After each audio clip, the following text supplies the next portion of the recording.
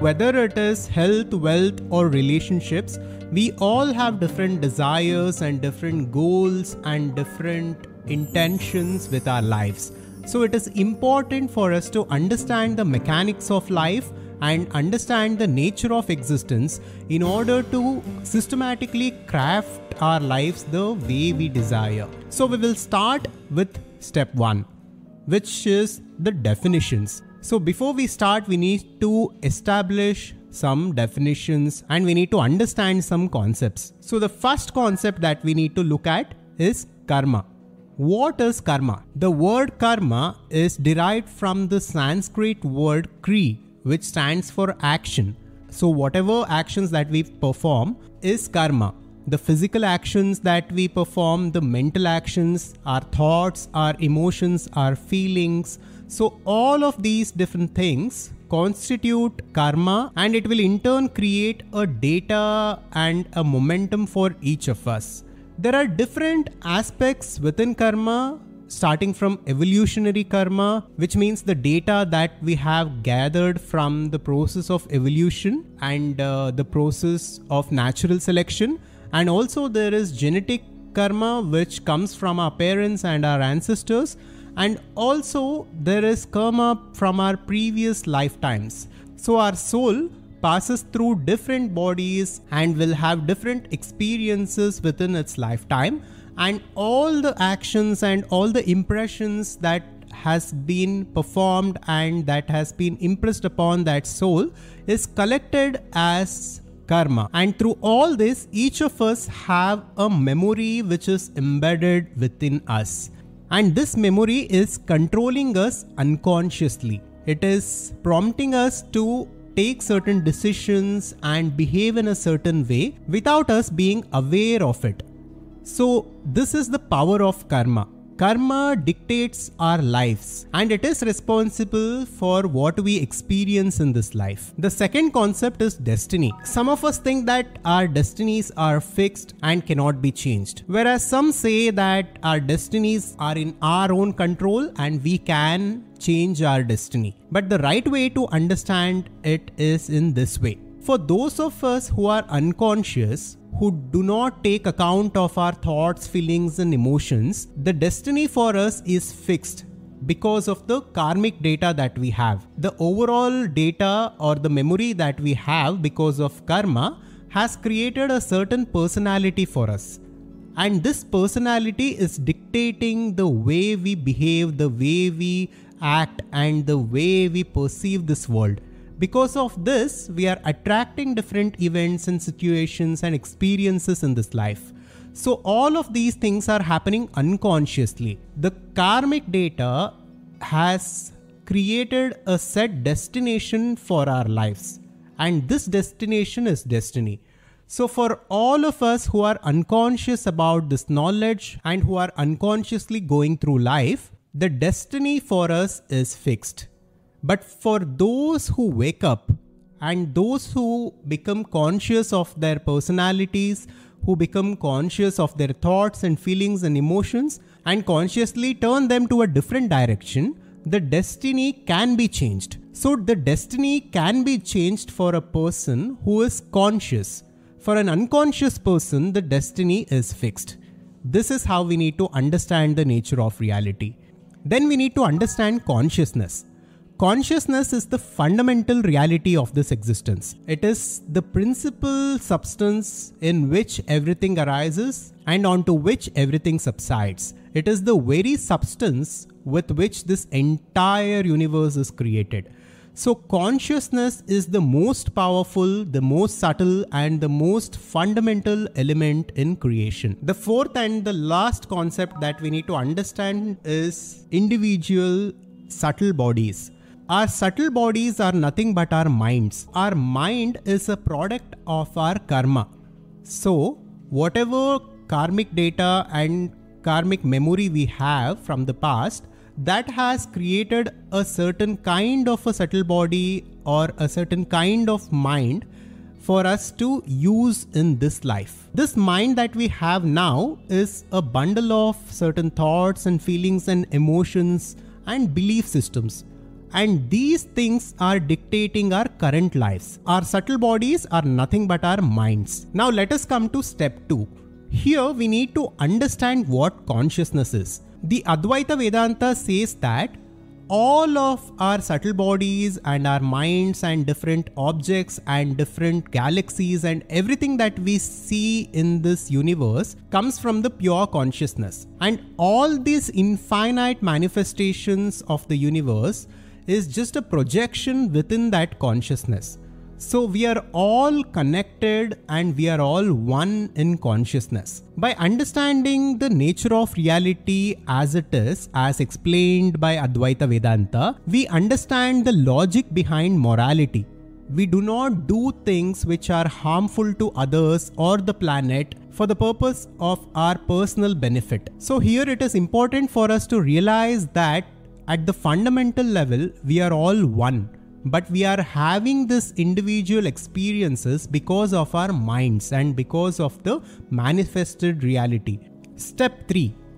The power of the subtle over the gross. We can look at this existence in this way. The most subtle thing in this universe is consciousness. Consciousness is the most subtle element of existence. And the most gross or the least subtle element in this existence is our physical bodies or matter, which are the objects that we see in this world. So here we need to realize that the one which is most subtle is the most powerful, and the one which is least subtle is the least powerful. And hence consciousness is the most fundamental and is the most powerful thing in this existence.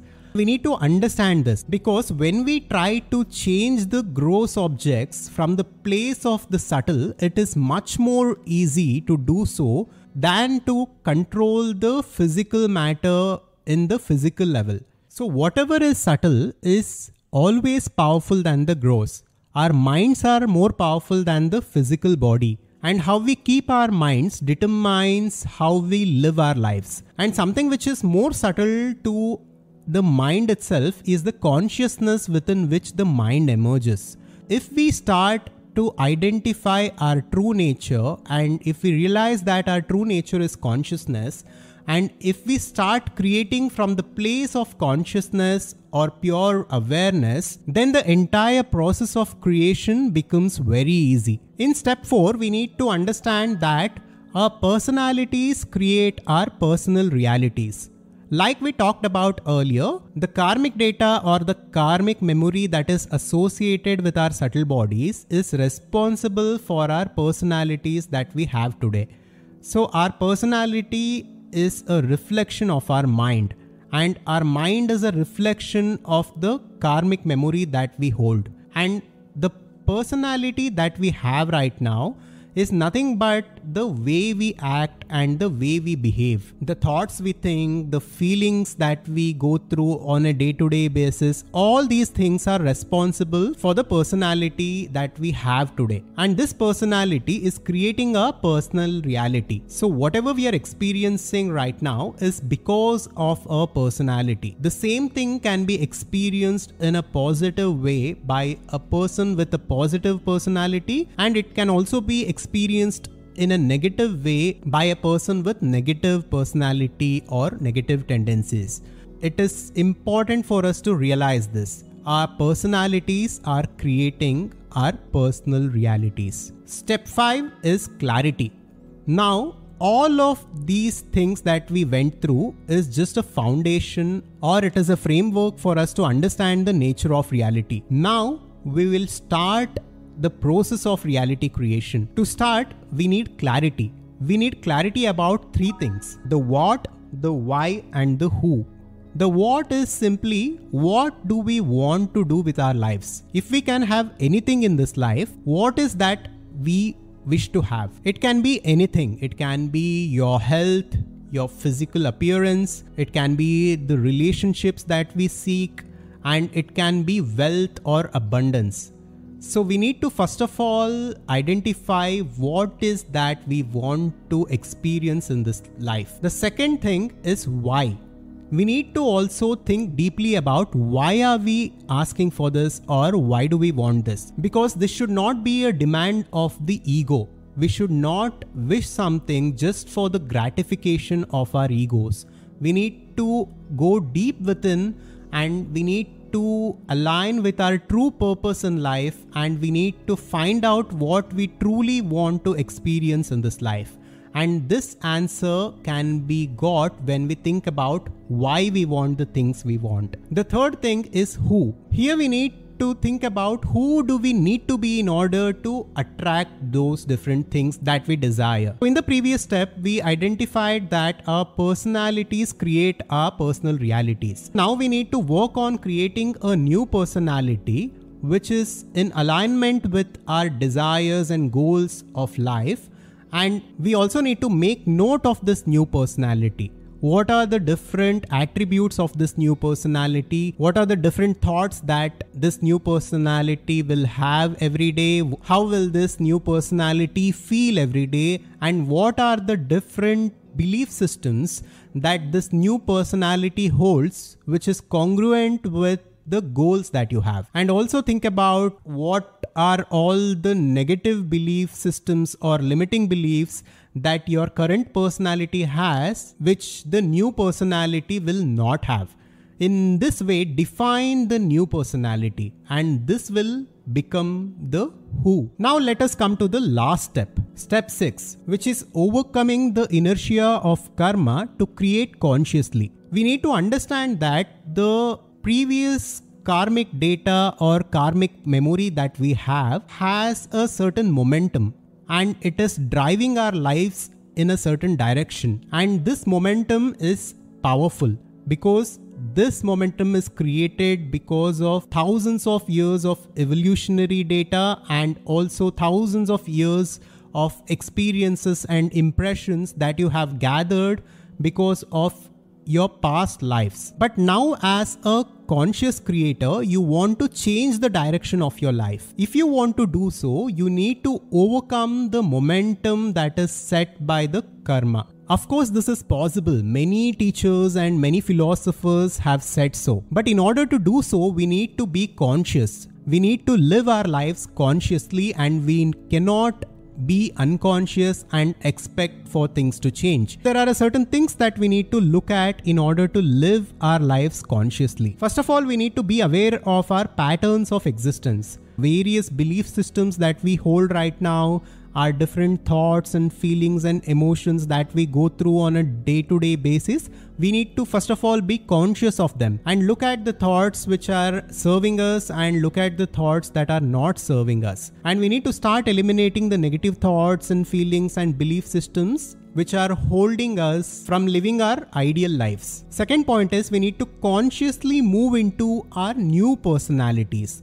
So in the previous step, we crafted our ideal personality, which is congruent or which is in alignment with the desires and goals of our life. Now we need to consciously move into that new personality. This is possible through affirmations, which we can do twice a day. We can repeat different positive affirmations, which will help us move into that new personality. If you are looking to be healthy, you can have an affirmation which says, I am healthy right now. If you are looking to be wealthy, you can have an affirmation which says, I am wealthy right now. So as we start repeating these affirmations twice a day, once when we wake up and once before we go to sleep, slowly they start building some momentum and they help us integrate new thought patterns and new feelings in our minds. This will help us transition to a new personality or our ideal personality. Meditation is another important thing that we can do. Through meditation, we become conscious of our thought patterns and we go beyond our thoughts and we calm our minds. And this will help us to come out of our previous tendencies and unconscious thought patterns. So to conclude, we need to note that being is more important than doing. And by being our ideal self, we change our doing, which will give us results at the end. So most of us, instead of focusing on the being part, we focus on the doing part. right? We mechanically and forcibly try to change the circumstances of our lives by working hard. This is not a permanent solution. We need to first of all be conscious of our patterns of existence, and we need to focus on our being, which will eventually lead to a different kind of doing and which will bring the different results that we are looking to get from our lives. So this was about how to create our lives consciously the way we desire.